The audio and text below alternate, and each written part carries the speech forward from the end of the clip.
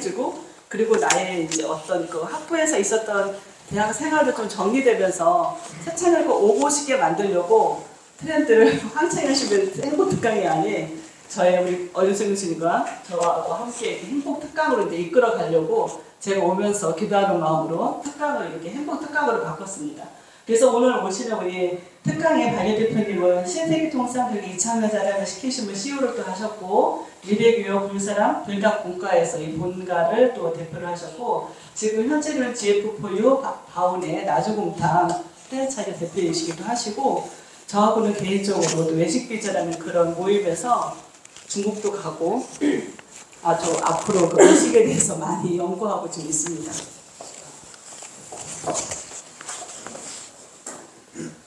아까 제가 이제 교수님 잠깐 말씀 나눈 것처럼 저희가 이제 외식 창업 프랜차이즈 학과에서 저희가 세종창업 아이템 공모전 이렇게 지금 하려고 하고 있는데, 교수님 이거 매년 하는 건가요? 네.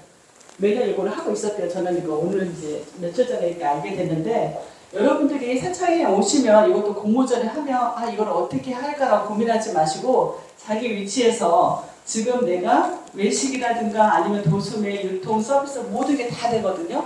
그래서 여기에 계신 분들은 다 나는 이거를 공모전에 응모한다 생각하시고 다 쓰시고 심사위원들은 여러분이 심사위원 하시는 거예요.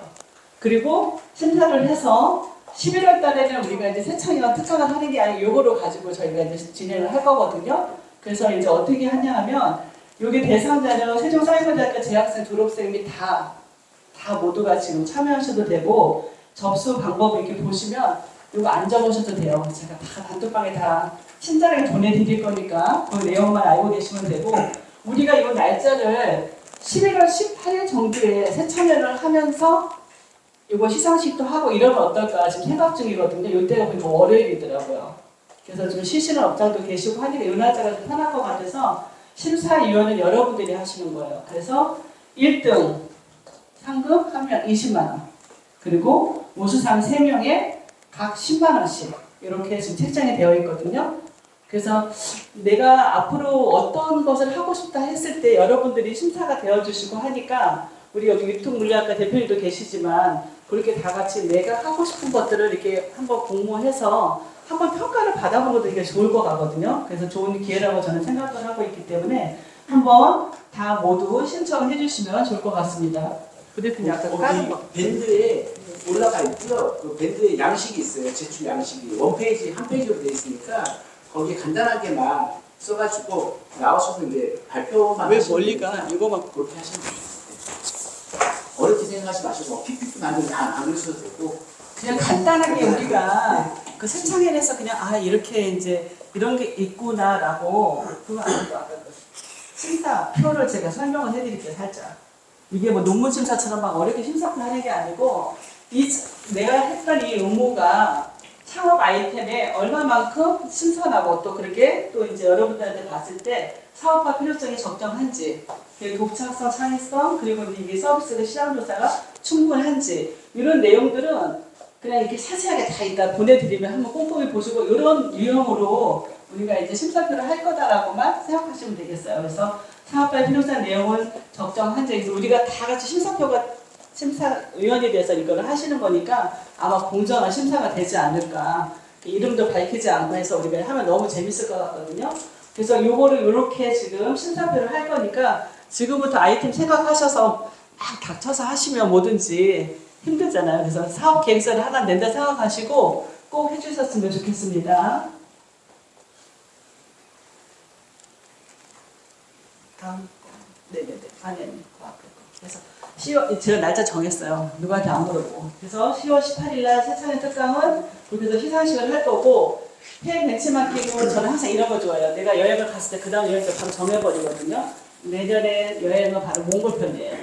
다음 주에 또 대통령 딸이 또 온다서 지금 3번째 한국을 방문하고 있을 만큼 지금 다음번에 세차회를 좀 뵙고려고 했더니 날짜가 맞으면 그게 빨리 온다고 연락이 와서 11월 4일에 또 온다고 하거든요. 그래서 아마 우리 여러분들이 가시면 대통령이 레드카펫을 깔고 기다리지 않을까라는 그런 생각을 좀 하고 있거든요. 그래서 다음을 가는데 이 두 날짜를 하는데, 이게 지금 제가 걱정되는 부분이 뭐냐면 비행기가 새벽 5시 반에 우리가 도착을 해서 8시 비행기 하나 있고 2시 반이 있는데 8시 10분 비행기가 있어요, 몽골은. 그래서 일찍 가다 보면 이거 좀 짧은 감이 있을 것 같아서 이거를 전해 놓긴 했는데 이거는 이제 가정분들하고 제가 의논을 할 거고 세창일에서는 몽골표 이런 거 계속 얘기 안 할 거고 이제 이거는 마감을 할 거고 딱 접수도 2주만 딱 받을 거예요. 그래서 지금 싱가포르에 가신 분들 거의 100%다 가시기로 하셨기 때문에 그렇게 참고를 하시면 되고 요 날짜로 공모전 발표는 항상 밴드를 열심히 보셔서 댓글도 좀 달아주시고 좋아요 좀 눌러주시고 이래야 활성화가 된다는 사실을 꼭 기억해 주시기 바랍니다. 그래서 이제 12월 한 달은 어떻게 하냐면 이원희 대표는 이제 제가 또 아는 분이기도 하고 대상군 이분은 제가 대상군이라 한 게 뭐냐면 대상군뿐만이 아니라 뭐 교촌 시키면 다 이분이 하시고 우리나라 외식은 다 이분이 살려줬어요. 쉽게 얘기하면. 그리고 지금 그렇기 때문에 25년도 퓨덴트를 송원희 대표한테 지금 다른 데 대표도 하고 계시기 때문에 어제도 제가 계속 카톡하고 있는데 이원희 대표는 싱가포르에 지금 다른 것도 하나 오픈하셔서 바쁘기도 할 것 같고 이거 뭐 새 학교로 넘어가면 되고 지금 여기 홍 대표님한테 25년도 퓨덴트에 대해서 한번 얘기하려고 하고 있고요.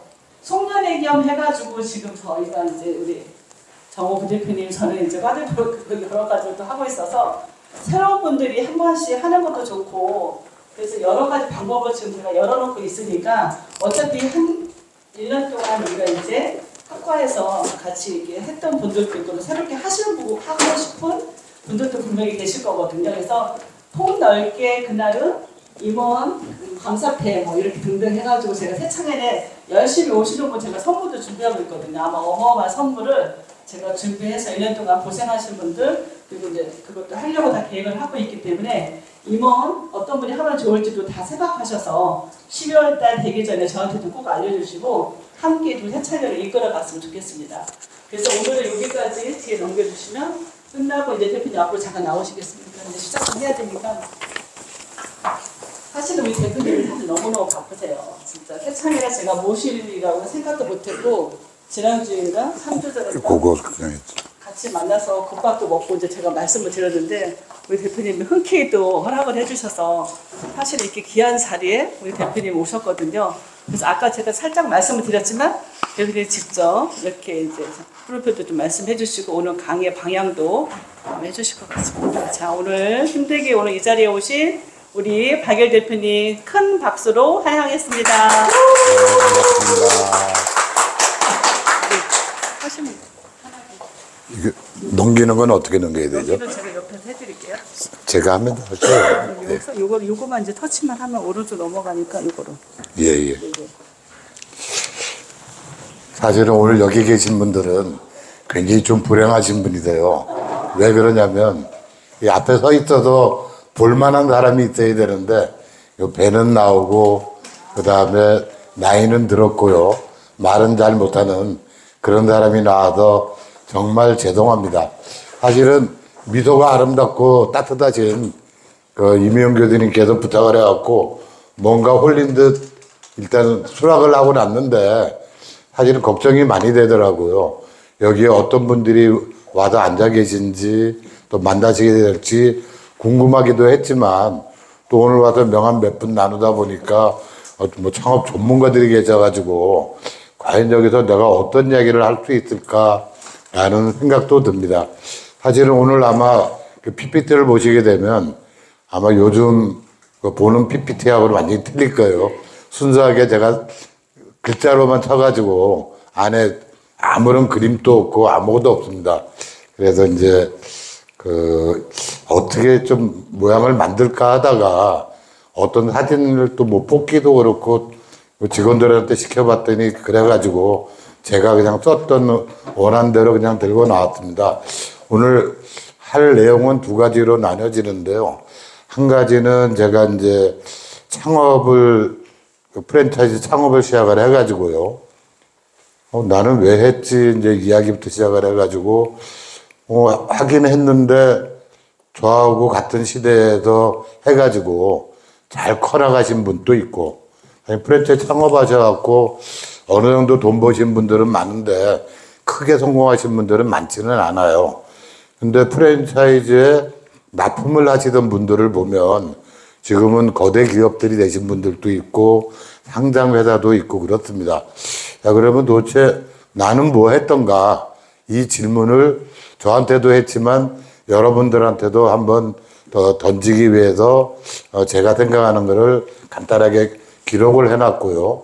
두 번째는 이제 바원의 나주곰탕이 이제 예전에도 한 게 여러 가지가 있지만 바원의 나주곰탕이 지금도 하고 있고 그 다음에 그 아이템을 가지고 팬데믹을 겪었기 때문에 팬데믹 지금 다 같이 겪고 있고 그 후유증을 같이 겪고 있지 않습니까? 그래서 이제 그 내용을 어떻게 해서 창업을 했다. 이제 그 내용을 있는 대로 한번 솔직하게 기록을 해봤습니다. 제가 이제 프랜차이즈가요, 제가 시작할 때가 1988년도 이때쯤입니다.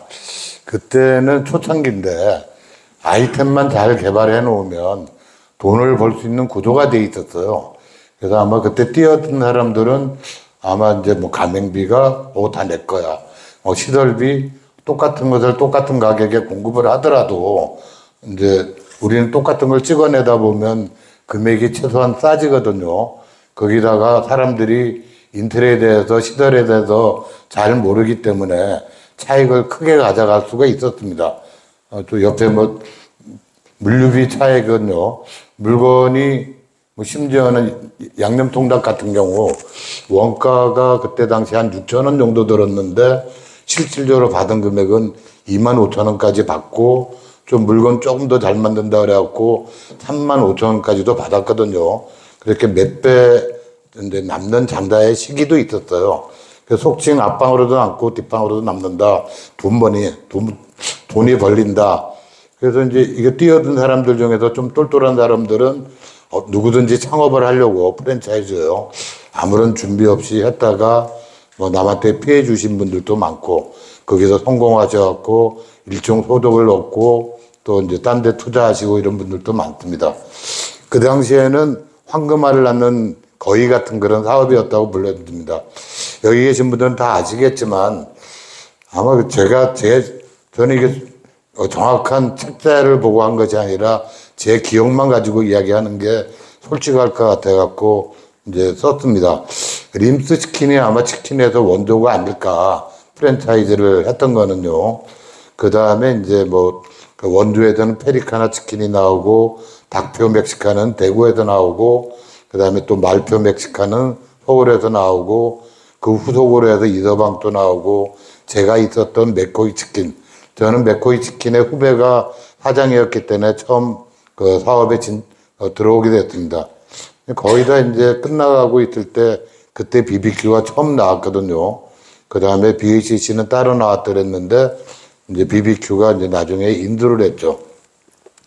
그래서 이제 그때 이제 프랜차이즈가 사람들한테 알려지기 시작해갖고 이 프랜차이즈가 여러분들 어렸을 때부터 보던 이런 이제 많은 업종으로 프랜차이즈가 번져 나갔습니다.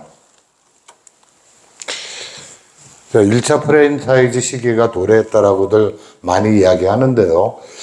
국민소득이 10,000불 정도 됐을 때 프랜차이즈가 많이 활성화가 된다고 그럽니다. 그때 당시만 하더라도 개인의 경우에는 정보도 부족했고 인터넷도 잘 안 될 때거든요. 지식도 부족하고 경험 부족이고요. 창업이 쉽지 않았습니다. 개인 창업이라는 게요.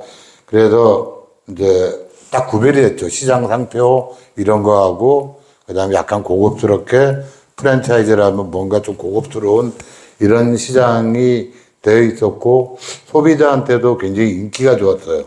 그냥 시장 통닭에서 양념 통닭으로 바뀌었고 후라이드 통닭도 훨씬 더 맛있고 세련되게 파우더도 그때 많이 개발이 됐고요. 그다음에 양념 통닭 같은 경우는 우리나라에서 바베큐하고 이제 튀김 이렇게 해서 경쟁하듯이 태어나서 엄청나게들 많이 이제 경쟁이 치열했었습니다. 뭐 하다못해 포장 용지도 시멘트 종이 그런 누런 종이에서 예쁜 박스, 종이 박스로 포장으로 바뀌었습니다. 하여튼 그때는 좀 남들하고 다른 메뉴만 있어도요. 뭐 지금도 마찬가지지만 기본은요. 좀 다른 생각만 있어도 사업을 꿈꿀 수 있는 실력이 없어도 할 수 있는 그런 어떻게 보면 굉장히 좋은 시기였습니다. 이런 시기를 맛보시려고 그러면 해외 진출하시면 된다고 생각을 합니다. 그때 당시에는 이제 남들보다 다른 정보력이 큰 힘이었어요. 그래서 이제 일본 같은데 해외 탐방도 굉장히 많이 갔습니다. 저도 일본에 많이 따라다니고 그쪽에도 가보면 어떤 거는 10년 내에 우리나라에 들어오고 어떤 거는 5년 내에 들어오고 뭐 이렇게 해가지고 히트친 말과 상품 모든 것들이 이제 그 미리 다 전개돼 있어가지고 어떻게 보면 일본을 많이 보고 그것을 한국에 맞게 많이 변형을 했더랬습니다.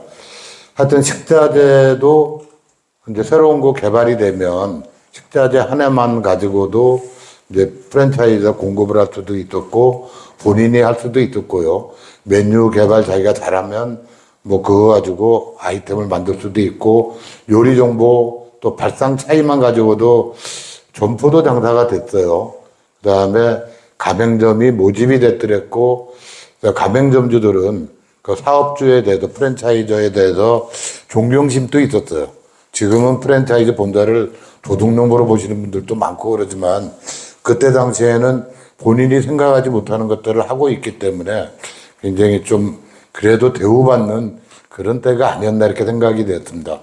그러다 보니까 이제 프랜차이즈들이 막 난립이 되고 어떤 뭐 가장 간 거는 기본이고 사계에 가까운 모집도 서슴지 않는 본사들도 많았어요. 서로들 이야기할 때 보면 뭐 사실 말도 안 되게 아이디어 하나만 있으면 또 베끼고 뭐 이런 엉터리 경우들이 많았습니다. 아시다시피 그래가지고 정부에서 딴 나라보다는 이제 굉장히 강력한 이제 어떻게 보면 공산주의도 아닌데 이런 민주주의, 자본주의에서는 약간 사회주의적인 게 섞인 뭐 정보공개가 표준계약서 이런 것들을 만들어서 이제 소비자들의 피해가 없게 가맹점들의 피해가 적게 만들었습니다. 하여튼 지금 현재는 이제 뭐 법규가요 1년 이상 직영점 운영이 필수고요. 프랜차이즈를 하고 싶으면 그 다음에 그 필수 공급 품목 가격 산정 및 이제 그것이 공개가 이제 좀 있으면 의무화돼요. 12월 달이 되면요. 만일에 가격 변동이 있을 때는 이제 그 점주들하고 협의를 해서 이제 그 합의하는 것이 필수가 되는 그런 시기가 됐습니다. 요거는 아직까지는 되지 않은 건데 12월 달부터 바뀝니다. 하여튼 프랜차이즈 전개 시에도요. 인터넷 시대가 돼갖고 프랜차이즈 본사가 이제 힘을 발휘할 수 있는 게 없어요. 왜냐하면 그 평판이 뭐 내가 지울 수 없는 그런 것이 인터넷에 떠돌기 시작하면 체인 사업은 끝이거든요. 결국은 이제 점주들의 시대가 됐는데도 이제 뭐 정부에서는 지금 무한에 가까운 그런 책임을 요구하고 있는 그러니까 창업에서는 프랜차이즈 창업을 하기 위해서는 굉장히 어려운 시기가 되고 있습니다. 이제는 공급자의 시대고 프랜차이즈 본사의 시대가 아닌 소비자 가맹점주의 시대가 됐습니다. 내용은 정보 부족의 시대가 아닌 정보 과잉. 신뢰를 쌓기는 어려워도 망하는 것은 진짜 쉽게 망할 수 있는 시대예요. 점주가 같은 업종에서도 점주들이 고릅니다. 뭐 가맹점주를 보호하는 법이 우선하는 법이 점점 강화되어가는 시대, 소비자를 보호하기 위한 규제가 많아지는 시대인데 모든 것이 한마디로 넘치고 넘칩니다. 내가 창업하지 않아도 아쉬워할 것 한 명도 없고요. 나는 그런데도 왜 나는 창업을 꿈꾸고 있는가? 한번 여러분들 마음속에 있는 것이 제 생각하고 비슷한지 한번 따져보기를 바랍니다. 자, 이런 모든 문제점에도 불구하고 프랜차이즈 사업을 꿈꾸는 사람들의 장점은 뭔가? 첫 번째, 저는 일본이 제일 마음에 들어요. 잘 만든 브랜드 하나가 내 인생을 바꿔준다라고 저는 믿고 있습니다. 그다음에 프랜차이즈는 내 물건을 팔아주는 확실한 수요처입니다. 그러니까 어떻게 보면 바닷물이 짠 거는 맷돌 안에도 계속 소금이 나오고 있다고 하지 않습니까? 우리나라 여기 동화에 나온 이야기지만 그것처럼 내 물건을 팔아주는 확실한 수요처를 내가 만든다. 굉장히 매력적이라고 생각합니다. 또 잘 개발된 시스템을 만들면요. 요즘은 이제 물건을 싸게 주라고 다 공개하라고 그러니까 로열티 수입으로 소득을 얻는 걸 바라거든요. 뭐 꾸준한 로열티 수입도 이제 받을 수 있습니다. 사실은 뭐 한 가게에서 요즘 같은 경우 한식에서는 30만 원에서 50만 원 받는 건 어렵지 않은데 그 정도는 뭐 또 상대방도 크게 안 느끼고요. 그게 100개만 돼도 50만 원이면 5천만 원의 순이익입니다. 그러면 웬만한 회사는 유지할 수 있는 그런 비용이 나오거든요. 또 각종 시설 및 설비 공사 매뉴얼로 시공 차익이 발생을 합니다. 물론 등록을 해야겠지만 이제 똑같은 거도 이제 그 모델이 똑같으니까 똑같이 찍어내게 되면 최소한 20% 이상의 수익을 만들 수가 있습니다. 뭐 또 대기업 같은 데서 브랜드에서는 훨씬 더 많은 금액을 남기기도 합니다. 그 다음에 뭐 점주하고도요 같이 공동 개발하자. 아까 뭐 아이템 여기서 시장 걸고 하시듯이요. 뭐 메뉴도 이제 혼자서 생각하는 게 아니라 점주들한테나 합을 할 수 있는 점주들한테는 그런 것도 도움을 받을 수가 있고요. 또 공동 물류를 하다 보니까 물류가 좀 더 싸질 수도 있고요. 또 예전에는 뭐 본사에서 광고를 해준다고 해서 광고비를 따로 받기도 하지만 광고비를 따로 받지 않아도 공동 마케팅을 해서 상생을 할 수도 있습니다. 굉장히 상생은 보람으로 다가옵니다. 또 대량 구매가 되니까 원가 절감이 되어갖고 물류 수익도 짭짤하게 볼 수 있습니다. 저 같은 경우는 나중에도 설명하겠지만 처음에는 2% 남기고 했어요. 그래야지 남들하고 가격이 비슷했습니다. 지금은 물류비 빼고 17% 정도의 수익을 올려요. 그것은 뭐냐면 물건이 이제 공동 구매가 된 꼴이죠. 남들보다 싸게 공급하면서도 수익이 납니다. 그 다음에 제일 해피한 게요. 요즘은 한국이 굉장히 많이 발전을 했지 않습니까? 뭐 K-팝부터 했고 K-문화가 세계 곳곳에서 굉장히 좋은 이미지를 만들고 있습니다. 그래서 문화적 영향이 엄청나게 커졌기 때문에 한국에서 성공한 브랜드는 해외에 진출을 하기 굉장히 수월해집니다. 뭐 간단하게 예를 들면 저희가 이제 A급 상권이라고 이야기하는 그런 맞는 아이템을 개발했는데 한국은 300개, 1000개가 A급 상권이 한 600개 정도가 있는데요. 한 300개 정도가 하게 되면 실질적으로 더 개발하는 건 쉽지가 않습니다. 그러니까 300개 점포 개발이 한 개인데 전 세계를 상대로 하게 되면 아이템에 따라서는 거의 무한합니다. 특히 한식을 하시는 분들은 좀 자부심을 가지실 만해요. 왜냐하면 이제 시작입니다. 유행과 전파의 시차에 따라서 한국에서는 신규 개발이 힘든 브랜드가 세계에서는 통할 수 있습니다. 이제 저희 브랜드를 가져가기 위해서 또 딴 아이템을 가져가기 위해서 이야기를 해보니까 한국에서는 이미 끝난 아이템이에요. 이미 시장이 여기 뭐 신규로 진출하기도 힘든 그런 시장인데 해외에서는 이제 시작이에요. 그래서 와 이거 진짜 멋지구나. 가령 제가 이제 팬데믹 때문에 이제 말아먹었지만 뭐 전 치킨으로 체인 사업을 입문했더랬거든요. 근데 LA에다가 치킨점을 하나 냈더랬어요. 그런데도 이제 사람들이 막 몰려와요. 또 해달라고. 그 다음에 또 미국 같은 데는 이게 대출이나 이렇게 좀 장사가 잘 되면 그런 인큐베이팅이 잘 돼 있습니다. 야, 이거 잘만 활용하면 되겠구나. 젊은 사람들은 선진국으로 가라. 이런 생각도 들더라고요. 그래서 이제 결론은 뭐냐면 프랜차이즈가 여러 가지 여건으로 한국에서는 어려워졌지만 각종 이제 자기 업종에서요 깊고 연구할 필요가 있다. 잘 연구되고 잘 다듬어지고 또 준비를 미리 하면 세계 시장이 내 거니까 이거 얼마든지 뛸 수 있구나 이런 생각을 가질 수 있게 됩니다. 자, 프랜차이즈 다점포를 이제 프랜차이즈 하시는 분들은 다점포가 목표 아닙니까? 도대체 왜 다점포를 목표로 할까? 저 같은 경우는 첫 번째는 경제적 자유를 얻기 위해서입니다. 일반 가게를 해서는 이제 내가 노력하는 만큼의 그거보다 조금 더 이상의 소득이 나오지만 프랜차이즈는 만드는 재미도 있고요. 그 다음에 소득이 나중에 커질 때는 진짜 재미있는 경우들도 많죠. 그래서 이제 뭐 대부분 어느 정도 성공하게 되면 또 이제 성장 동력을 잃어버리기도 하지만 첫 번째는 뭐 경제적 자유입니다. 두 번째는요, 사업을 하시는 분들 중에서 뭐 돈은 좀 실감이 좀 덜 오지 않습니까? 일하다 보면 좀 뭐 돈은 별로인데 같이 이제 성취하는 그런 맛이 있어요.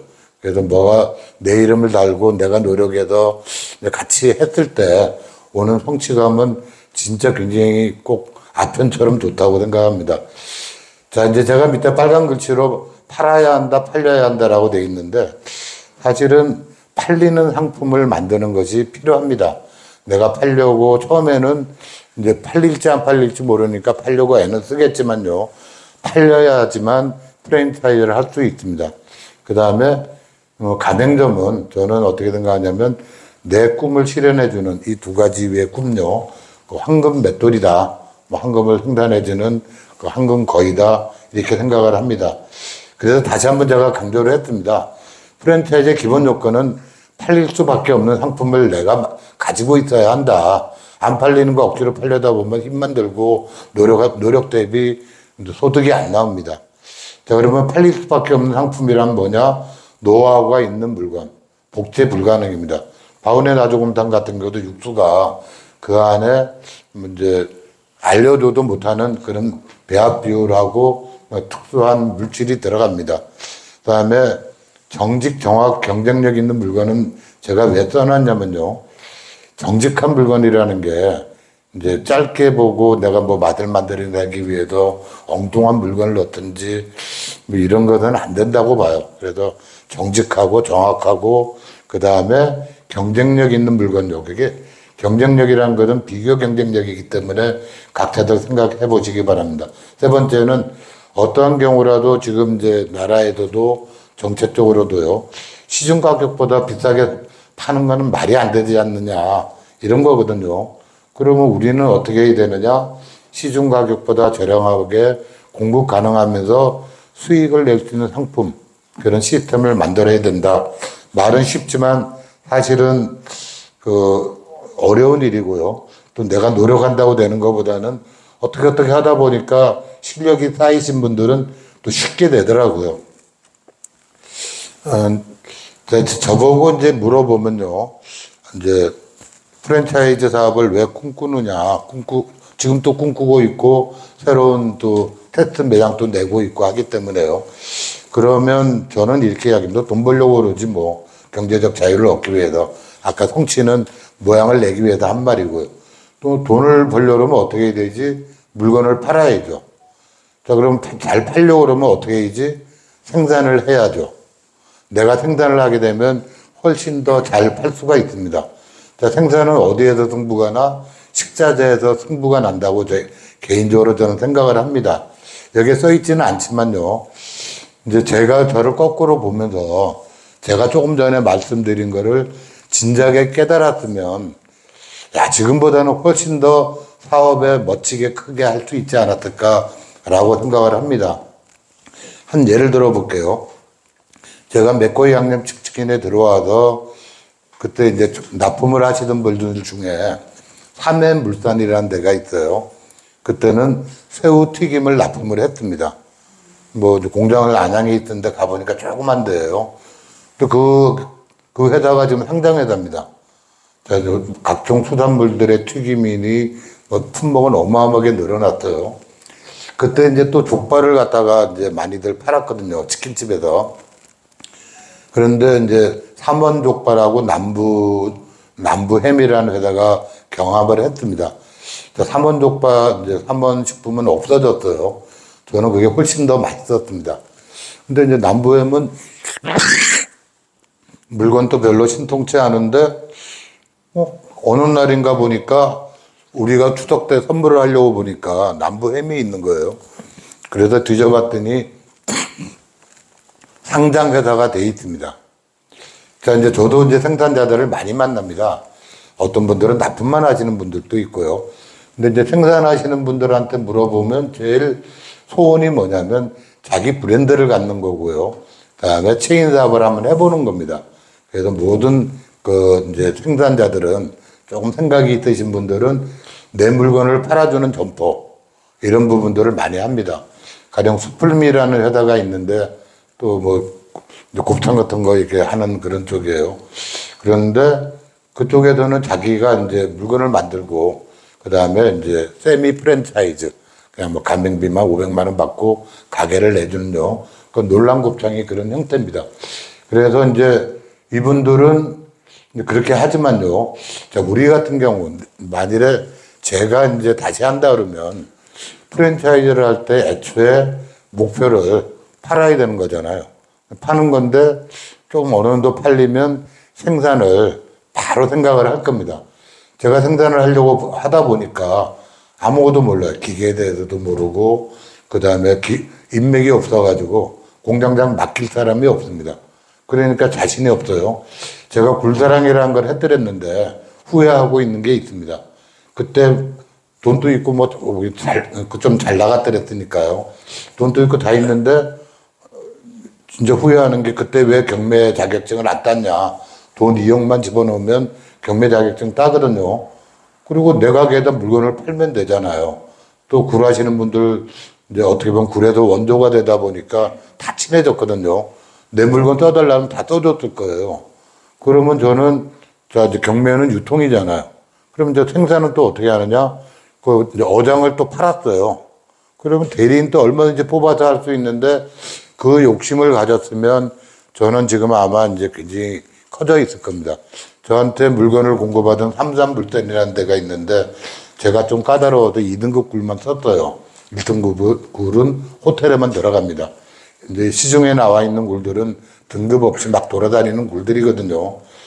그러다 보니까 좋은 굴을 공급해 주는 데다 그래가지고 지금은 이제 국내 2위가 됐거든요. 재산도 많이 벌었고 빌딩도 지었고 어장도 구매를 했고 뭐 저하고는 아마 잘 살기를 한 100배 잘 살 거예요. 100배요. 이제 그만큼 이제 통영에서는 유명한 거부가 되졌습니다. 이제 여러분들도 그 생산이라는 부분을 생각을 하시고 미리미리 준비하시면 그리고 기회가 날 때 움직이시면 훨씬 더 나아질 거라고 생각을 합니다. 생산을 하게 되면 새로운 길이 열린다고 썼는데 수익성이 극대화가 됩니다. 내가 생산해서 물류 과정 없이 유통 과정이 축소가 되니까 자동적으로 이제 수익이 높아집니다. 기본 공급처인 체인점을 가지고 있으니까 공장이 안정되게 운영이 되고요. 수익성에도 도움이 됩니다. 또 공장에서 물건을 개발을 하려고 그럴 때 체인 사업을 하고 있으면 얼마나 좋으냐면 같이 움직이게 되면요. 현실성 있는 다양한 메뉴가 개발이 가능합니다. 또 다양한 시장 접근이 가능해요. 요즘 유행하고 있는 밀키트, HR 상품들이 이제 시장 접근이 용이합니다. 왜냐하면 매장에다 매대만 깔아놔도 되지 않습니까? 그 다음에 플랫폼을 통해서 소비자한테 직접 공급을 하는데 유통업자는 힘들어요. 자기가 생산업자라야지만 가능합니다. 그 다음에 군납, SNS, 홈쇼핑 등의 진출의 필수 조건이 생산입니다. 군납 같은 경우는 저희는 이제 그 생산업자하고 잘 협의가 되었고 지금은 하고 있거든요. 많이는 못 팔지만 한 달에 한 5천만 원 정도 물건이 들어가고 있습니다. 자, 만일에 내가 생산을 한다 그러면 공장부터 짓지 마시고요. OEM, ODM을 활용해갖고 공장을 자주 다니십시오. 공장에 익숙해지고 그쪽에 있는 사람들 무시하지 마시고 알아두시고요. 그러면 자동적으로 인맥을 만들어 갑니다. 생산은 브랜드로 가는 지름길이라고 생각을 합니다. 옛날하고 물건이 상품을 파는 방식이 샵에서만 파는 것이 아니라 이제 온라인으로도 팔 수 있기 때문에요. 브랜드가 되고 나면 꼭 가게가 많아지면 브랜드가 되는 건 아니에요. 또 매장을 통한 인지도 상승으로 브랜드 인지도 급상승을 합니다. 온라인, 오프라인 결합으로 다양한 판매가 가능합니다. 제가 말씀드리는 제일 요체는 생산을 꼭 신경을 쓰셔라. 생산을 사업 시작할 때부터 생각을 하고 계셔야지 새로운 길이 열린다는 것이 저의 주장입니다. 자, 요식업의 가장 큰 성공은 식자재에 있는데요. 사실은 모든 식자재들은 뭐 농수산물센터인 AT나요 이런 데도 하고 대기업에서도 동태니 뭐니 다 매점 해가지고 물건 냉장에도 풀어줍니다. 고기도 큰 업자들이 있고요. 그 다음에 뭐 중간 수입상들이 있고 조그만 수입상들이 있습니다. 자, 만일에요. 나만의 식자재를 가지고 있다 그러면 식자재는 굉장히 많지 않습니까? 나만의 식자재를 가지고 있다 그러면 굉장히 좀 유리해집니다. 큰 돈을 벌 수 있고 할 수 있는 게 돼요. 한 예를 들어 볼까요? 자, 이제 대게가 있어요. 아직까지는 이제 지금 대게가 수입되는 거는 냉동 대게 자숙으로 해갖고 잘라진 거, 몸통은 없는 것만 수입이 됩니다. 왜 그렇게 수입에는 쿼터가 없어요. 근데 우리나라가 그 대게를 이제 살려고 그러면, 잡으러 가려고 그러면 쿼터가 있어요. 러시아에도 쿼터가 있어가지고요. 자, 그러니까 그 이상은 잡지도 못합니다. 대구와 뭐 명태 다 마찬가지입니다. 자, 그래서 심지어는 사할린에다가 어떤 분들은 그 쿼터를 벗어나기 위해서 자, 이제 어육 공장도 짓기도 하려고 하고 있고 그래요. 자, 이제 보고 느끼는 것이 다 정보가 되거든요. 우리나라에서는 안 먹는 것이 그 사할린만 가더라도 그 북방 쪽에서 무슨 조개인데 안 먹어요. 또 시사모도 전부 다 사할린 제품이거든요. 그 처음에 수입한 사람들은 돈을 벌었고요. 수입을 먼저 하고 있으면 어떻게 되냐면 내가 팔아주고 있기 때문에 큰 돈이 됩니다. 그래서 아주 시장이 큰 거는 대기업에도 움직이지만 그렇지 않은 거는 개인이라도 신용을 쌓고 하다 보면 할 수가 있어요. 그래서 나만의 독점적인 시장을 만들 수가 있습니다. 그래서 식자재가 큰 소득이 돼요. 한번 뚫기는 힘들지만 이제 만들기는 힘들지만요. 나중에는 이제 그것이 큰 역할을 합니다. 싸고 인기 있고 남이 접근하기는 어려운 식자재 개발 및 유통 쉬운 일은 아니지만 관심을 가지고 있으면 불가능한 것은 아니다. 자, 이제 캐터링 업체에서요, 이제 뭐, 재미난 이야기 썼는데, 이제 광어, 이렇게 도다리 같은 거 있지 않습니까? 그거 옛날엔 다 버렸거든요. 그 CJ에서 그거 수입을 했습니다. 그 모으기만 하면 되잖아요. 그 자기네들 캐터링 업체가 있으니까 거기다 넣어갖고, 딴 거랑 섞어갖고, 굉장히 맛있게 해서 만들어냅니다. 요즘 뭐, 어디죠? 코스트코 가게 되면요. 새우머리 튀김 나와요. 그 새우 다 양식하고 알맹이 빼다 보면 껍데기 다 버리지 않습니까? 그거 갖고 튀김을 했는데 굉장히 많아요. 조그만 봉지 하나에 쉬운 한 마리에 쉬운 한 개 여기 새우 머리가 들어가 있습니다. 그거 모집한 여기 수집해 준 사람은 돈을 벌고 있는 거죠. 대구 볼살 옛날 볼집 많이 나왔는데 그 이제 저쪽에 뉴질랜드 쪽에서는 다 버리던 겁니다. 그거 가지고 이제 상품을 만든 거거든요. 가령 일본에 가면 오이스터 바라고 있어요. 세계 각국에 굴을 판매합니다. 근데 굴은 여름에 되면 이제 좀 약간 자기 산란을 위해서 몸을 보호하기 위해서 아린 맛이 나지 않습니까? 근데 남반구의 거는 그때가 겨울이기 때문에 아무 상관없거든요. 그래서 굉장히 비싼 가격으로 하고 있고 그렇습니다. 그래서 식자재요. 아까 생산하고 식자재 부분은 꼭 관심을 가지고 가셔야지 프랜차이즈 목적이 경제적인 자유와 성취라 그러면 제가 볼 때는 그걸 하시면 이제 각자의 경험에 의해서 새로운 멋진 길이 나올 수 있다라고 생각을 합니다. 자, 이제 프랜차이즈를 하기 위해서요. 건방진 이야기지만 좀 기본적으로 현실 인식을 하자. 프랜차이즈를 시작할 때는 어느 누구나 다 처음부터 점포는 한 개부터 시작을 합니다. 자, 장사가 안 되면 다점포는 의미가 없어요. 불가능입니다. 그래서 장사가 잘 되면 다점포 개설을 위한 것을 이제 준비를 합니다. 준비는 제일 있잖아요. 중요한 것이 인재 확보부터 필요합니다. 자, 이제 내가 어떤 평수의 요식업에 점포를 만드냐에 따라서 하겠지만, 비교적 진출하기 좋은 것이 소형 점포, 이제 중형 점포거든요. 그거는 한 명의 점장이 그 가게 성패를 좌우합니다. 자, 그러면 현장 인재를 우선으로 해서 인재를 확보하는 거예요. 그다음에 나만의 노하우, 그 비밀 이거는 사실은 남한테 잘 공개하시면 안 됩니다. 가령 저희도 육수를 만드는 그런 거는 딱 뭐 직원들도 몰라요. 그다음에 이제 유고시를 대비해서 소리로는 다 돼 있습니다. 사업 초반에는 이제 나만의 물건을 갖고 팔아야 되니까 OEM, ODM 활용을 잘 하셔야 되는데 이때 이제 사실은 우리가 이제 1차 산업 쪽에 가까운요. 현장에 가까우신 분들이 이제 실력 있고 정직하고 이러신 분들이 많지가 않아요. 실력이 있는 사람들은 좀 도둑놈들이 많고, 그 다음에 또 뭐 능력 없는 사람들은 뻥이 세고요. 그래서 직접 막상 거래해 보시면 좋은 업자를 만나갖고 같이 고민하고 이러는 것이 진짜 쉽지가 않습니다. 나중에 나주곰탕 이야기할 때 이제 이런 경우도 겪었다라고 한 말씀드리겠습니다. 프랜차이즈 요식업을 해서 했을 때 최소 한 10억 원의 비용이 듭니다. 근데 그 10억 원을 한꺼번에 투입을 해서 하게 되면 실패할 확률이 더 높습니다. 그래서 투자는 가게 한 개는 뭐 내 돈으로 할 수도 있겠지만 투자는 돈을 벌어서 해야지 실패 확률이 줄어듭니다. 왜 그러냐면 현실하고 이상한 생각하고는 항상 괴리가 있거든요. 그 괴리를 돈이 있으면 정말 진지해지지가 못해요. 그래서 좀 헝그리 정신이 있어야 되지 않느냐 이렇게 생각을 합니다. 물량이 늘고 있게 되면 생산 준비를 하시고요. 내가 좋은 업자들을 만나고 있으면 나는 기회를 제공해주고 이제 해갖고 돈을 같이 걷자. 저 같은 경우도 이제 그렇게 지금 현재 준비하고 있습니다. 공동 투자를 권유하면 같이 거래를 하고 있기 때문에 굉장히 수월히 할 수 있을 것 같습니다.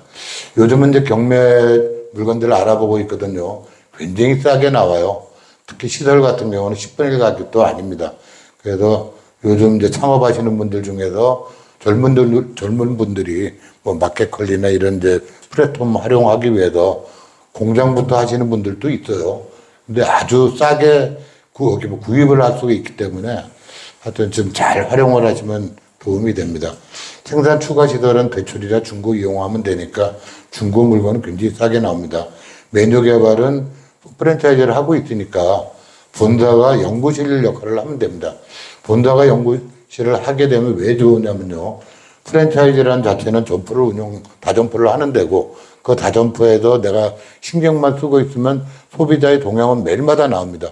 예를 들어서 포스 한번 찍어보면 어떤 메뉴가 많이 나가는지 또 뭐 이런 것들 나오죠. 인터넷 보면 뭐 또 안 좋은 이야기들도 다 올라옵니다.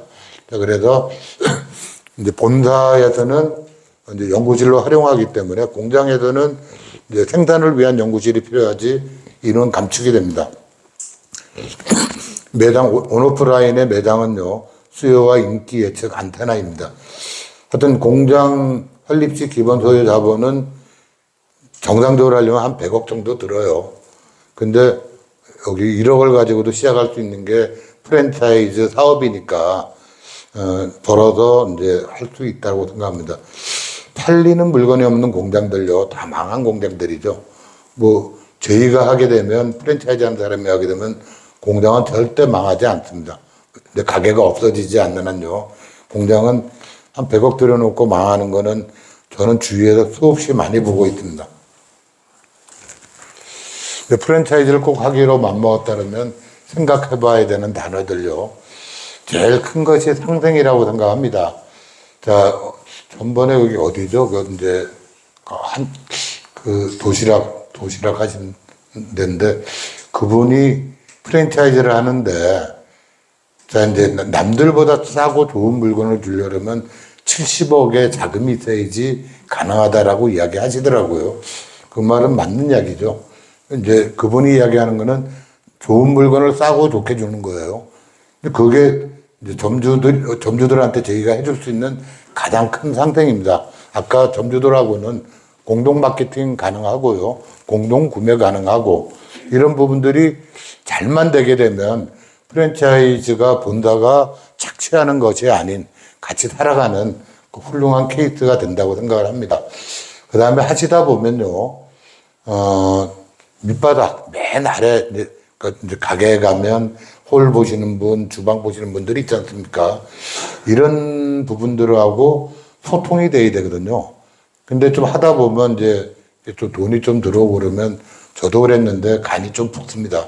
그래서, 와, 나는 이런 아이템을 만들었어. 내 아이템이 좋은 사람들은 여기 나를 선택해. 안 돼도 너 책임이야. 나는 이만큼 준비했어. 이런 식으로까지 마음이 바뀝니다. 그래서 깃발을 든다는 이런 완장기질, 깃발을 든다는 이런 마음은 안 되는 것 같아요. 세 번째요. 처음에 돈이 남지 않아도 하셔야 됩니다. 돈은요, 굴러가다 보면 눈덩이처럼 불어서 나옵니다. 처음에 눈덩어리 굴리면 요만하잖아요. 근데 좀 더 아래로 가면 자연히 커지거든요. 그래서 처음부터 돈 남으려고 하게 되면 이제 자기를 좋아하는 점주들이 없습니다. 그 점주들이 나의 그게 이제 선전을 해주는 그런 사람들이 돼줘야 되는데 그렇습니다. 네 번째요. 만일에 내가 이제 회사를 하다가 나하고 좀 체질이 잘 안 맞는 경우도 있고요. 또 점프가 필요한 경우들이 있어요. 돈 쓰임이 들 때는 파는 것도 고려해 볼 필요가 있습니다. 팔려고 마음을 먹게 되면 애초에 팔리기 좋게 미리 자기 거를 갖다가 이제 그 벌크업을 해야 됩니다. 근데 그게 꼭 나쁜 것은 아니에요. 이제 그쪽에 신경을 안 쓰는 거하고 쓰는 거하고 틀리죠. 제일 큰 것은 매출입니다. 그러니까 회사를 팔 때요. 그 다음에 수익성이고요. 그래서 주식회사를 하신다 그러면 마이너스를 어떻게든지 안 내셔야 됩니다. 그램그램이 460억을 받았고요. 할매순댓국이 한 440억인가 이렇게 받았고, 할매순댓국이 260억? 이 정도 받고, 불소식당이 80억 받았고요. BHC가 불소식당은 가게 몇 개 되지도 않았어요. 80개밖에 안 됐는데 그렇게 됐습니다. 지금은 다 뭐 많이 없어졌는데, 그램그램은 명륜 진다갈비로 거의 다 바뀌었고요. BHC도 결국은 이제 그 사모펀드들이 사가지고 또 회사를 그래도 키운 쪽입니다. 지금은 BHC에도 닭을 공급을 해요. 그런 식으로 역전이 됐습니다. 자, 이제 직영점은요, 이제 가게를 하실 때 몇 개는 남겨놓으실 게 필요합니다. 저 같은 경우도 이제 팬데믹 전에 좀 여러 개를 했다가 팬데믹 때 완전히 혼이 났죠. 뭐 다 이제 없애면서 돈을 많이 손해봤는데 하여튼 직영점이 있게 되면 정보가 정확한 정보가 들어옵니다. 그래서 저는 이제 일정 숫자는 이제 그 특별히 하고 그다음에 안테나 사업을 친한 점주들요 있는 걸 다 털어놓고 이야기할 수 있는 이런 분들을 이제 있기를 바랍니다. 하여튼 제일 중요한 이야기는 밑에 빨간 글씨입니다. 내가 살 곳은 현장입니다. 요 직업을 하는데 현장을 떠났다 마음이 가기 싫다 그러면 제가 볼 때는 안 하시는 게 낫습니다. 현장은 모든 답이 있는 곳이 저는 현장이라고 생각을 합니다. 자점포 전개 방식은 뭐 다 아시는 이야기들이니까 직영점 점포 위주 점포개들요. 이 부분은 제가 볼 때는 간단히 여기 써 있는 대로 이야기하지 않으면 예를 들어서 제가 이제 만일에 직영점 위주로 점포 개설을 해요. 요즘은 이런 방식도 굉장히 유효합니다. 그러면 내가 좋은 아이템이 있어요. 그래서 이제 가게를 할 때, 뭐, 일단 내가 먼저 하나를 우선 내요. 그 다음에 두 번째 친구들을 열심히 부릅니다. 아는 사람들을요. 매출을 다 그대로, 있는 그대로 보여줍니다. 그 다음에 그분들이 스스로 기회를 제공해줘요. 내가 가게를 하나 또 내고 싶은데, 자, 너도 투자할래? 그리고 나는 그 투자 비용을 이제 가게로 낼 수도 있고요. 그 다음에 내가 권유하신 분들은 최소한 15%의 프리미엄을 받습니다. 이런 또 되지 않더라도 어디 시행사들 보게 되면 어떤 프로젝트를 기획을 하면 15%의 프리미엄을 얹어주는 건 기본이에요. 더 많이 받으시는 분들도 있습니다. 또 적게 받을 수도 있어요. 처음에는 적게 받고 좀 더 나중에 많이 받을 수도 있고요. 한 개는 아무것도 아니지만 10개, 100개 모이게 되면요. 굉장히 커지고, 이제 그런 식으로 해서 이제 자본도 잘 모집이 쉽습니다. 그래서 이런 방식도 좀 앞으로는 굉장히 유망한 방식이다라고 생각을 합니다. 그 다음에 이제 가맹점 위주의 모집은요. 사실은 요즘은 이제 광고 방법이 많지 않기 때문에 이제 예전에 비해서는 비용의 증가가 있습니다. 그래서 이제 가맹점 위주의 모집을 점포 개설을 하더라도 우선돼야 될 거는 고객이 줄을 서야 됩니다. 그게 안 되면 답 없습니다. 입소문이 제일 중요합니다. 광고를 아무리 하더라도요. 입소문으로 할 사람이 안 온다. 점주가 점주를 소개하지 않고 또 한 사람이 두 개, 세 개 하지 않는 아이템이면 가맹점 모집 위주의 점포 개설은 지금은 쉽지 않습니다. 그래서 이거 하시려고 그러면 자신과 가까운 사람한테부터 일단은 권할 수 있어야 돼요. 자기가 가까운 사람한테 자신 없는 저 사람 내가 소개했는데 장사 안 돼서 망할까봐 소개하지 못하는 아이템은 남한테도 권하지 않는 게 좋습니다. 비용이 많이 드는 각종 광고는요, 처음에 하실 때 많이 내지 마시고요. 거의 뭐 홈페이지 운영 조금씩만 하시고, 이제 30개 정도가 되게 되면 가게가 이제 탄력이 붙기 시작하거든요. 그때부터 비용 투자를 하셔야 된다고 생각을 합니다. 이제 많지는 않은 경우인데, 직영점도 직영점대로 많이 내고 계시고요. 가맹점 모집을 활용하는 경우도 있습니다. 하여튼 어떠한 경우라도 해답은요, 고객이 줄 서는 점포고요. 그 승부는 가게 한 군데서 납니다. 그 한 개에서 이제 그 모든 것이 승부가 나기 때문에 그렇습니다. 좀 길어져서 미안합니다. 4점포 전개 시에 겪게 되는 게 처음에 10개가 가장 어렵습니다. 그 다음에 30개고요. 그 다음에 100개고, 그 다음에 300개고, 300개 이상은 사실은 시장 크기에 따라서 가거든요. 특징은 점포 10개 가기까지 제일 힘듭니다. 그 다음에 내부와 외부의 모든 문제점들이 돌출이 됩니다. 수입은 적고 일은 많고 비용은 높은 마의 구간입니다. 시금석이라고 생각을 해야 돼요. 이걸 이겨내야지만 프랜차이즈로 갑니다. 이걸 이겨낼 수 있는 것은 열정과 신념밖에 없습니다. 자기에 대한 확신. 이렇게 되는데 왜 안 돼? 저는 파운에 나주금탕 할 때, 와, 이거 내가 물건을 만들지 모르지만 그 간판 붙여놨더니 사람들이 줄을 쓰잖아. 줄 서는 아이템을 왜 못해? 문제 있는 거 고치면 되지. 이런 생각을 했습니다.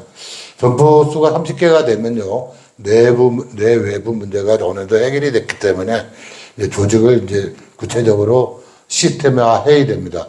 뭐 매뉴얼화도 어느 정도 완성이 되고 하는데요.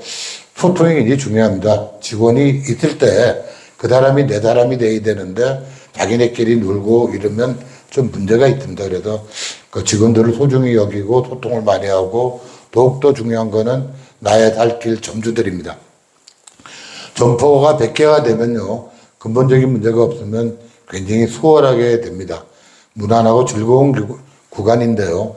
이때 많은 분들이 딴 아이템들을 준비하시고 또 이제 습관이 바뀝니다.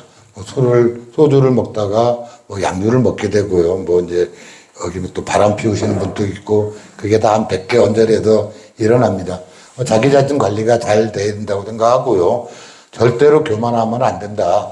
내가 남을 시키다 보니까 난 정보가 더 많으니까 직원보다 더 많이 하는 건 당연합니다. 근데 직원들이 갑자기 바보처럼 느껴져요. 그 사람이 똘똘해질 수 있는 기회를 주지 않고 이렇게 교만하실 필요 없습니다. 왜냐하면 나나 직원들이나 서로 나이가 틀린 거고 경험이 틀린 거지, 훌륭한 사람을 내가 잘 뽑았으면 이제 아마 나한테는 큰 도움이 될 사람들이라고 생각을 하셔야 됩니다.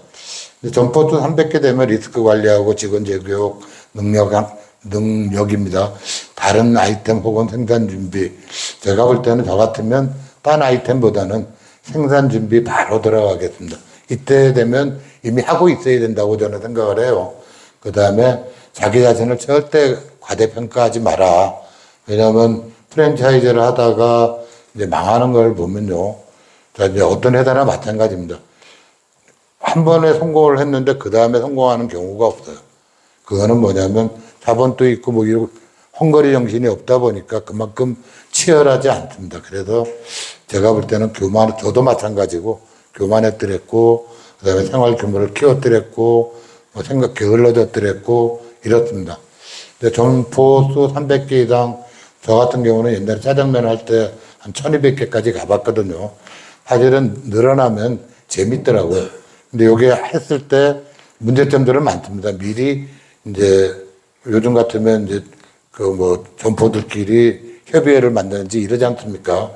그걸 막을 수는 없어요. 그쪽이랑 소통들을 많이 하고, 그래서 이제 하는 일들이 이제 조금 있을 때 하는 것보다는 조직이 움직여야 되는 그런 상황으로 갑니다. 바운의 나주곰탕 간단하게요. 이제 여러분들도 이제 창업을 하실 거니까 프랜차이즈를. 저 같은 경우는 단순한 궁금증에서 시작을 했어요. 제가 이제 순댓국을 좋아해서 이렇게 쭉 다니다 보니까, 아니, 시장 안에 있는 순댓국 맛없는 거도 예전에 맛있게 먹었거든요. 그 조그만 가게 하면서도 애들을 대학교 보내고 다 돈 먹고 살았더라고요. 잘 안 없어지고. 근데 골목마다는 많은데 설렁탕 집들은 왜 없지? 또 곰탕집은 예전엔 더 없었어요. 야, 왜 없을까? 야, 순댓국은 양이 많은데, 아니, 여기 신난 설렁탕이니, 뭐, 이제, 이렇게, 나름대로 가보면, 아, 고기가 이게 뭐야? 특으로 시켜도, 저는 약간 배도 나왔잖아요. 양이 턱없이 적더라고요. 야, 그래서 이제, 야, 이거 왜 이럴까?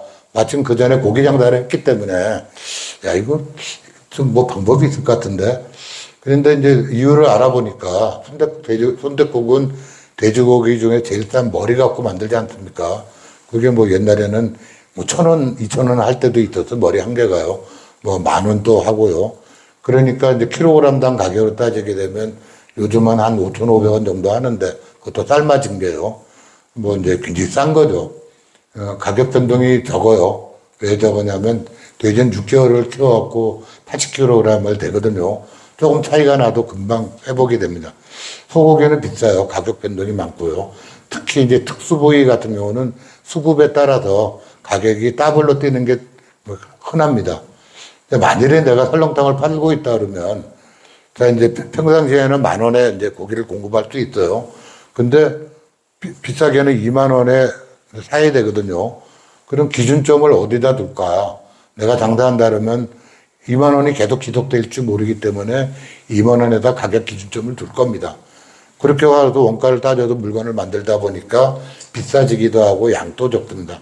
참고적으로 말씀드리면 한촌 설렁탕에 들어가 있는 수육이 몇 g이 들어가냐면 35g이 들어갑니다. 그 다음에 여기 뭐 신선 설렁탕 지금은 체인사업하지 않지만요. 딴 데보다는 좀 양이 많았는데 40g이 들어가요. 우리가 냉면 먹을 때 수육 달랑 하나 놔주는데 뭐 고깃값 오르면 냉면값 올리지 않습니까? 수육은 삶으면 반 이하로 줄어드니까 그렇습니다. 자, 이제 정말 거기 뭐 저한테 한번 물어봤어요. 이제 설렁탕 집은 하기가 싫었어요. 왜 했냐면 고기 장사를 하다 보니까 양지하고 사태를 쓰는데 가격 변동이 생겼을 때 대체 물건이 없어요. 그러니까 양지하고 사태만 써야지 설렁탕이라는 이름을 쓰기가 좋습니다. 딴 걸 쓰게 되면 아는 사람한테 욕을 얻어먹고 있더라고요. 그래서 곰탕은 시장 출신이기 때문에 아무 고기나 넣어갖고 맛있으면 돼요. 야, 그래서 그럼 딴 부위 쓰면 되지. 딴 부위 쓸 수 있는 곰탕을 해봐야겠다. 근데 정말 맛있게 만들 수 있을까? 그 다음에 고기 양을 원가 따져보니까 얼마 안 되니까 2배로 늘린다면 손님이 만족할까? 가격을 얼마로 해야지 고객이 깜짝 놀랄까? 가격을 낮추고 고기 양을 늘리면 그 다음에 맛까지 좋다 그러면 고객들은 와서 줄을 서줄까? 아무리 점포가 손님으로 북적여도 야, 이게 나한테 돈 떨어질까? 이제 이런 부분들의 기초적인 질문을 해봤습니다. 그리고 이제 과감한 이제 하겠다고 결심한 배경은요, 싸고 맛있고 푸짐하면 원칙이니까 고객에게 절대 유리한 거니까 손님이 올 것 같다. 소고기 국밥 시작은 이제 시작이다. 국민 소득이 높아져야지만 소고기 시장이 시작되거든요. 설렁탕집은 브랜드가 돼 있는데 곰탕집은 뭐 하한집, 노한집 이거 빼고는 전국화된 브랜드가 없어요. 또 그분들은 체인 사업을 할 수도 없고 하지도 않고요. 그래서 아까 요거는 말씀드렸고요.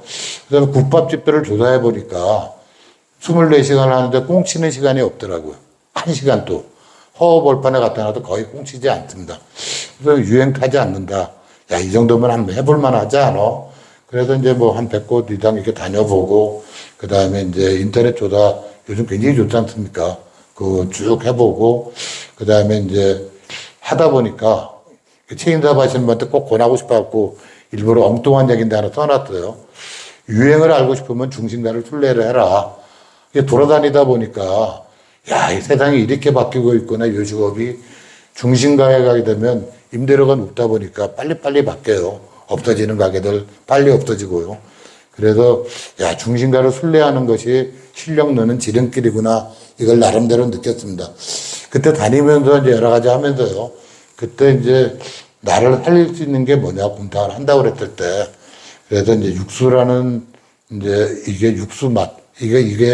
이거는 남하고 틀리게 만들 수가 있고, 고기는 삶아도 큰 차이가 나질 않아요. 삶았을 때요. 그래서 이제 내 맛을 만들어야겠다라고 결심하고 나름대로는 이제 많이 움직였습니다. 그래서 이제 용기 있게 1호점 개설을 했어요.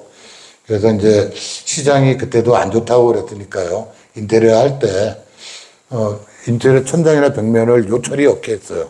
왜냐하면 벽지만 붙이면 되게 장사가 잘 되는 게 인테리어지 뭐 시설비에 뭐하러 많이 투자해. 그게 제 생각이었고요. 건강을이라는 걸 갖다가 포인트 색깔로 정해갖고 연두색으로 했습니다. 색상 부분은 뭐 약간 좀 잘못 선택한 것 같기도 해요.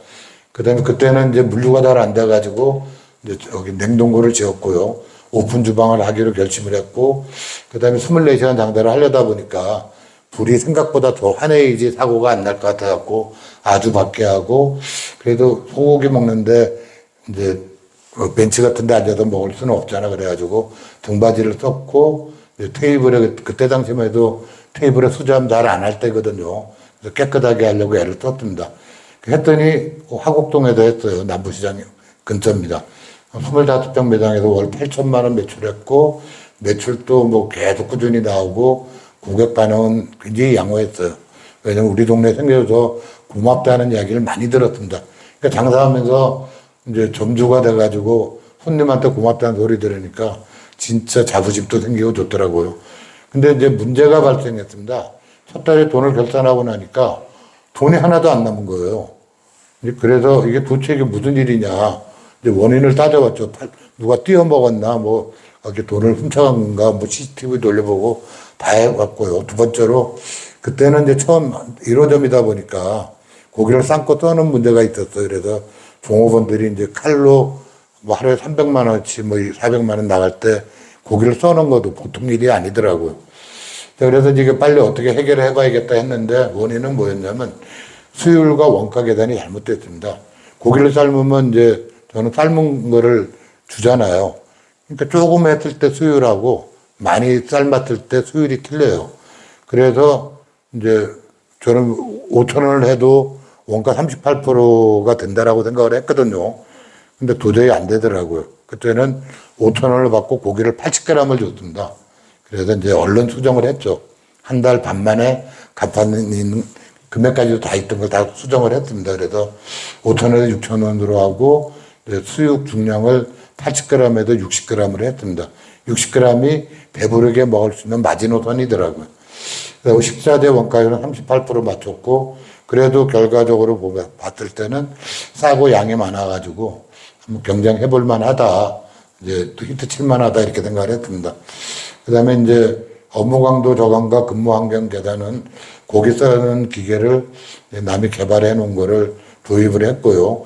육수를 계속 끓여야 되는 게 환경적으로 너무 안 좋고 힘들고 그렇더라고요. 그래서 이제 맛도 잠깐 틀려지고 그래서 외주 발주로 대응을 했습니다. 그때 이제 느꼈던 거는 아무리 준비를 잘해도 문제는 일어납니다. 결국은 뭐 주식도 마찬가지지만 이제 뭐 대응이잖아요. 중요한 것은 즉각적인 대응과 해결이다. 적절한 대응과 합리적인 해결을 위해서는 전문가의 조언이 필수적이다. 제일 밑에 있는 말이 제가 하고 싶은 이야기입니다. 자, 이걸 이제 문제가 터졌어요. 이 원인을 찾아야 되는데 저 혼자서는 못 찾겠더라고요. 저 삶아서 파는 고기를 처음 해본 거예요. 그러니까 아무것도 몰라요. 그래서 결국은 이제 그람수 같은 거 정할 때도 결국은 남의 도움을 받았습니다. 그분은 와서 먹어보고 말로만 해줬는데 저한테는 큰 도움이 됐어요. 그때 느낀 거는 나 말고 남이 필요하구나. 전문가의 도움이 필요합니다. 나는 어떤 한 분야의 전문가가 될 수는 있어요. 그럼 그분의 말도 딴 데서는 써먹힐 때가 있습니다. 그래서 이제 인적 네트워크를 구축하는 게 필요하다. 아마 여기 계신 분들도 서로 친하시고 이렇게 되면 서로에게 도움이 되고 있는 그대로 알려줄 수도 있고 맡겼을 때 뚫어줄 수 있는 기회가 된다라고 저는 분명히 생각을 합니다. 자기 주위에 사람이 없으면 사업은 절대 할 수가 없습니다. 장사가 잘 되다 보니까요. 아는 사람이 이제 구로동에 35평을 냈어요. 첫 달 매출이 1억 4천이었어요. 3개월 차에는 근데 4,500으로 뚝 떨어졌어요. 저는 매일마다 가볼 수가 없기 때문에 왜 이렇게 떨어지지 그랬는데 그때까지만 하더라도 저희가 이제 CK 상품으로 공급받은 때가 아니기 때문에 마대 변동이 심했어요. 두 번째, 식자재 품질이 업자들을 못 믿겠다라고 생각한 게 그런 거죠. 고기를 삶아서 공급을 했는데 저는 이제 OEM 준 데다가 이제 들어온 지 2개월이 안 된 고기를 갖다 줬어요. 근데 나중에 쓰레기통에 가보니까 유통기간이 거의 임박한 물건이 있어요. 그러니까 내 물건을 가지고는 딴 데 만들어서 팔고 나한테는 이제 안 좋은 물건을 준 거예요. 이게 그런 이제 삑 물건을 취급하는 사람들이 있는데 생산자들이 그런 거를 갖다가 너무 막 써요. 심지어는 어떻게 하냐면 압박곰탕도 당한 건데 고기를 덜 삶아서 옵니다. 삶아서 갖다 달라고 그랬더니. 그러면 이제 수율이 더 높게 나타나졌으니까 그렇게 이제 속이는 것도 있습니다. 그래서 뭐 제일 안 좋은 식자재로 믿지 못하는 물건이 나가니까 손님들은 냉정하거든요. 그래서 떨어져 나옵니다. 제가 가서 먹어봤는데 정말 내가 못 먹겠더라고요. 아니 내가 맛있어도 했는데 내가 만든 레시피로 했는데 식재료가 엉망이래갖고 창피하더라고요. 그래서 이제 이거 안 되겠다. 본인도 그렇게 이야기하고 나도 책임자 발탁이 안 됐구나. 그래서 개업 4개월 만에 그때 시유 가게를 무권리로 인도했다가 시설비가 그때 한 7천 정도 들었어요. 근데 한 1억 받고 팔았으니까 사람들이 바글바글 하니까 좋은 자리인 줄 알고 그게 그 구로동의 동남 오피텔입니다. 그래서 이제 그때까지 이제 가맹 사업을 중지를 했습니다. 그래서 이제 그때 생각했던 게 당면 추진 사항이 어떤 거였냐면 수육을 삶고 털어주는 정직하고 실력 있는 업자를 확보하자. 저는 진짜 복이 없어가지고 몇 명을 거쳐갔습니다. 이제 직영점이니까 그냥 버티고 또 물건 잘못 와도 고치고 이렇게 해도 했지. 체인 사업이었으면 아마 욕 바가지로 얻어먹었을 거예요. 그 다음에 이제 육수 부분에서 또 만들어달라는 여기 레시피를 줬는데도 엉터리를 만들어요. 그래서 육수 제조 및 농축을 했을 때 좋은 업자를 만나는 게 당면 추진 상황이었습니다. 그래서 2년 정도 아무것도 안 하고 딴 거 했더랬어요. 그 시간에 제가 한 거는 고기 삶는 업자가 공장 크게 짓고 있는데 기다렸어요. 딴 사람은 못 믿겠는데 그 사람은 몇 번 만나보니까 대화가 되더라고요. 최소한 길게 보고 갈 수 있는 사람이라 갖고 기다렸습니다. 그 사이에 이제 육수도 처음 만들 때보다는 훨씬 더 품질이 좋은 육수를 완성을 해놨습니다. 그랬는데 이제 1호점에서 이제 포스 업자는 이제 매출을 다 보지 않습니까? 물건이 엉망이 있는데도 불구하고 6천 이상은 계속 팔고 있으니까 내가 가게 하나 하겠다라고 그러더라고요. 그래서 2호점 점포가 개설이 됐습니다. 그 다음에 이제 고기 썰어서 공급하는 게요. 어떻게 됐냐면 기계에다가 놓고 쓰는데 하루에 400만 원 파니까 소형 기계잖아요. 근데 고기 써는 게 자동으로 받아지지를 않는 거예요. 그러니까 집어넣고 빼고 이래야 되니까 이제 일은 편해졌지만 거의 반나절을 고기를 썰어야 됩니다. 그래서 따져봤더니 킬로그램당 얼마의 비용이 되냐면 300원의 비용이 들더라고요. 그때 가격입니다. 근데 공장에서 삶아서 썰어서 오게 되면 70원의 비용이에요. 이제 물론 거기서 직접 써니까 퍼포먼스는 있는데 300원보다는 70원이 저는 훨씬 더 마음에 와서 닿았습니다. 그래서 이제 그 3개월에는 육수를 수육을 썰어서 공급을 했습니다. 그 다음에 이제 다점포 개설에 대해서 이제 거의 모든 문제들이 딴 체인 사업도 하고 그랬기 때문에 이제 그 된 것은 1호점 개설 후에 한 30개월 정도의 시간이 걸렸습니다. 여기 계신 분들은 실력파들이시니까 또 이미 하고 계시고요. 저는 안 해봤던 걸 해가지고 이렇게 오래 걸렸는데 지금은 이렇게까지는 안 걸립니다. 그래가지고 이제 30개월 정도 시간이 걸렸고, 그다음에 이제 기본적인 문제가 해결되고 나니까 특별하게 광고를 낸 것도 아닌데 한 6개월 만에 10호점 정도 됐고요. 그 다음부터는 이제 매월 이제 매년 한 40개 정도. 이게 아이템이 쌈박한 아이템이 아니기 때문에 한꺼번에 쭉쭉 늘지는 않더라고요. 근데 이제 250호점이 됐어요. 고속도로도 들어가고 이렇게 됐는데 이제 이제 좀만 있으면 300호점이다. 이제 이렇게 됐는데 코로나가 터졌습니다. 그래서 이제 거의 300호점에 근접했더랬는데 이제 매출이 감소가 되고 이제 폐점률이 높아졌습니다. 팬데믹 상황에서 여러분들도 다 겪으신 일이겠지만 첫 번째가 종업원 구하기 힘들었습니다.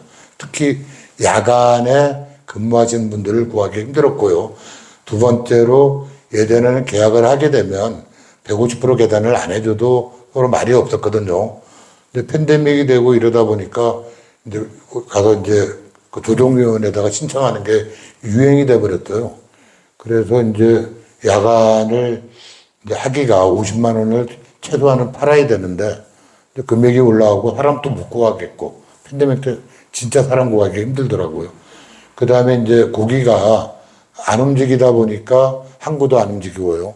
식자재 품귀 현상이 생겨갖고 가격 폭등하고 그다음에 이제 사람을 돈을 줘도 못 구하니까 인건비가 자꾸 올라가거든요. 그래서 실질적인 임금이 상승이 돼버렸고 술 문화가 완전히 바뀌었잖아요. 일찍 들어가 버릇하고 또 가족끼리 놀러 다니다 보니까 술과 안주 매출이 뭐 급감을 했습니다. 그전에는 한 20, 매출액의 소주하고 안주 그냥 가격 판매 금액으로 따지면 매출액이 한 22%, 20%가 평균이었거든요. 12%까지 떨어지더라고요. 영업시간이 이제 단축이 됐어요. 왜냐면 야간을 못 구하다 보니까 이제 점포당 매출액이 감도를 하죠. 24시간을 할 때는 그 상대방은 고생할지 몰라도 저는 물건 한 가게에도 물건을 팔잖아요. 그러니까 물류 수익이 한 반 정도로 떨어지더라고요. 그래갖고 사실은 좀 예전보다는 재미가 없는 그런 상황입니다. 근데 저희는 어떻게 될까 했냐면, 이제 팬데믹이 오히려 기회인 사업에 진출을 해가지고요. 그때 한참 밀키트 붐이 시작되기 전입니다. 그래서 많이는 못하고, 뭐 이제 딴 데들은 몇백 개씩 한 데도 있는데 약간 고집이 세가지고 좀 만 만드느라고 조금 늦게 시작해갖고 한 60% 좀 정도 개덜을 해서 개덜 수익도 좀 남기고 물류도 조금 채우는 빠진 거를요. 이렇게 생각을 했고 인터넷 쇼핑몰에 진출을 하기도 많이 애를 썼는데 이게 생산자가 아니면 뭐 마켓컬리나 이런 데 진출하기가 쉽지가 않더라고요. OEM으로 하니까 가격 경쟁력이 안 나와요. 맛의 경쟁력은 가질 수가 있는데 가격 경쟁력이 안 나와서 제가 아까 말씀드린 생산의 필요성을 다시 한번 절실히 느꼈습니다.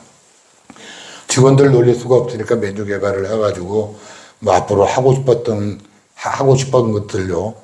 뭐 미래 그런 이제 아이템까지 메뉴 개발은 인원들 줄이기가 싫어가지고 계속 해왔습니다. 신사업 테스트 매장을 이제 개설을 했는데 이제 국밥을 하다 보니까 국밥 도사가 됐잖아요. 야, 개발을 해놨는데 안 파는 게 너무 많고 그래도 야 이거 좀 또 나주곰탕은 소고기다 보니까 좀 딴 것도 좀 해보고 싶었어요. 그래서 한 단어로 묶을 수 있는 게 뭐가 있나 봤더니 육해공이 있더라고요.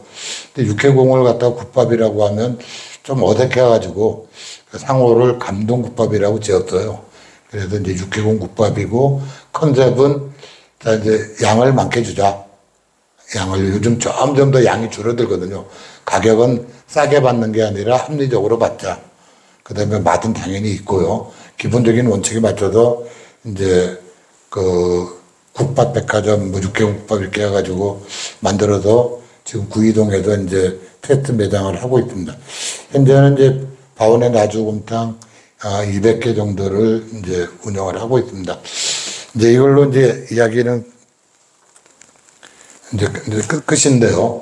저희가 가고자 하는 길은 생산시설 확보입니다.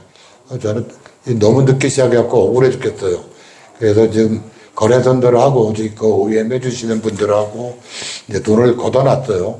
그래서 이제 협작 사업을 진행 중입니다. 그래서 이제 어차피 파는 물건은 있기 때문에 망하지는 않습니다. 그래서 공장을 좀 알아보고 있고요. 해외 시장은 재주가 없어갖고 잘 또 국밥이 약간 좀 이제 소득이 올라간대. 그러니까 이제 외국도 마찬가지거든요. 소득이 얕을 때는 큰 매장들을 이제 가야 되고 해외 진출할 때요. 외국의 소득이 높아지면 본격적인 그쪽에서도 프랜차이즈 시대가 되기 때문에 이제 그때쯤 이제 중국이 뛰어들면 딱 좋았는데 시진핑 아저씨 때문에 한국이랑 관계가 별로 안 좋아갖고 그동안에 중국에도 가게 내느라고 혼돈 나고요. 600평짜리 가게 해드렸습니다. 하여튼 이제 좀 말아먹은 게 좀 있어요. 근데 해외 시장은 지금 하시는 분들은 굉장히 좋다고 봅니다. 물론 저는 이미 시작을 했기 때문에 앞으로 좋아질 거라고 생각합니다. 또 다음에 새로운 식자재 수입 및 유통용 악어고기 갖고 한번 시험을 해봤더랬어요. 악어고기는 왜 했냐면 악어고기는 이제 키우는 게 껍데기를 위해서 키우거든요. 그러면 이제 고기 자체가 부단물입니다. 근데 전 세계 악어가 있는 나라는 모두 악어고기를 먹어요. 그래서 이제 닭고기 마시고요. 한국 사람들도 뭐 태국 가면 악어고기 먹는데 이게 이제 호텔 쪽하고 생산량이 얼마 되지 않기 때문에 한 달에 뭐 제가 이제 확보할 수 있는 양이 처음에는 20톤, 그 다음에 좀 하다 보면 월 60톤까지 아마 제가 확보할 수 있을 거예요. 그러니까 월 60톤밖에 안 되기 때문에 대기업은 못 뛰어듭니다. 그러니까 이제 새로운 식자재로서 뭐 호텔이나 중국집이나 그 다음에 요즘 개소주 집들이 있지 않습니까? 뭐 개고기 개 못 잡으니까 뱀도 못 하고요. 이런 데다가 이제 납품하려고 예전에 이제 테스트 하느라고 물건을 좀 수입을 해갖고 연습은 다 해놓은 상태입니다. 그래서 이제 조금 더 나이 들고 좀 일하기 싫어질 때 악어고기나 수입해갖고 팔아먹으면서 좀 적절하게 노후를 보내야겠다. 심심하지 않게 그렇게 생각을 하고 있습니다. 하여튼 나주곰탕은 성공한 브랜드는 아닙니다. 왜냐하면 근데 누구라도요 어떤 새로운 아이템을 시작할 때 나주곰탕에서 제가 생각했던 것보다도 더 많은 생각을 하시고 준비하실 겁니다. 제가 꼭 부탁드리고 싶은 거는 나하고 같이 시작했던 사람들 중에서 잘된 사람들이 있는데 그분들은 생산에 신경을 썼더라. 지금은 SNS 시대가 됐기 때문에 플랫폼 시대가 됐잖아요. 더욱더 그렇습니다. 생산하지 않으면 진짜 큰 경쟁력을 갖지 못한다. 평상시에 식자재가 내 인생을 바꿔줄 수 있는 가장 지름길이니까 식자재에 신경을 써라. 그것이 저의 이야기입니다. 자, 이상입니다.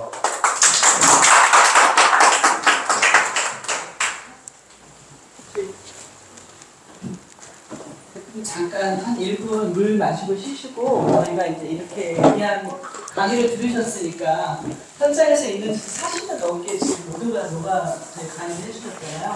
그래서 여러분들도 질문을 좀 많이 하시고 그래야 저희가 오늘도 대표님 모시는 보람이 있으니까 지금 잠깐 이렇게 샌드위치 좀 드시고 또 식혜도 좀 아직 안 먹었으면 식혜도 드시면서 우리 대표님 좀 한 3분 좀 쉬시고 질문 받겠습니다. 안 쉬어도 돼요. 또 궁금하신 거 어떤 건지 물어보시면 알고 있는 거 다 예. 그 대표님께서는 굉장한 경험이 많으셔가지고 지금 어떤 사업을 하시든 간에 그 다양한 사업을 이렇게 하고 계신 것 같은데 사업을 하실 때마다 뭐 본인이 전체적으로 다 알아서 하시는 것보다도 다이